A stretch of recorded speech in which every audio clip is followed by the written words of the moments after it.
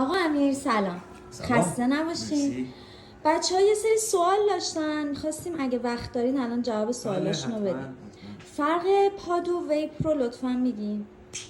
بله حتما. ببین، پاد میشه دستگاه های کوچیکی که برای افراد سیگاریه، دود کم دارن و نیکوتین زیاد. نیکوتین زیاد یعنی در حد سیگاری که اون فرد میکشه.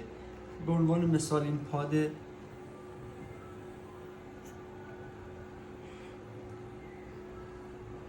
این یه نمونه پاد برای افراد سیگاری. میشه پادماد، دستگاه های دوکاره‌ای که هم برای افراد سیگاری هم برای افراد قیدونی. فرقش چیه؟ با توجه به مایعی که توش میریزی، جویس بریزی یا سالت بریزی و فیلتری که توی دستگاهه تغییر میکنه که پادش رو استفاده کنی یا ویپشو، سیگارش یا قیدونش.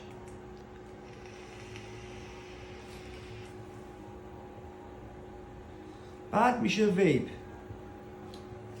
یا بزرگتراش، دستگاه‌های بزرگ.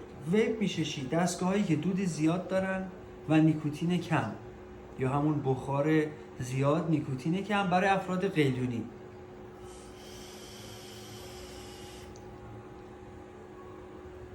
این یه مینی ویپ. خب ویپ های بزرگتر دودشون هم بیشتره.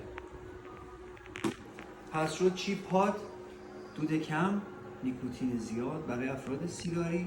ویپ دود زیاد، نیکوتین کم برای افراد قیلونی. پادماد دستگاه های دوکاره، هم سیگاری هم قیلونی، بستگی داره که چی توش بریزی و چه فیلتری روی دستگاه بندازی.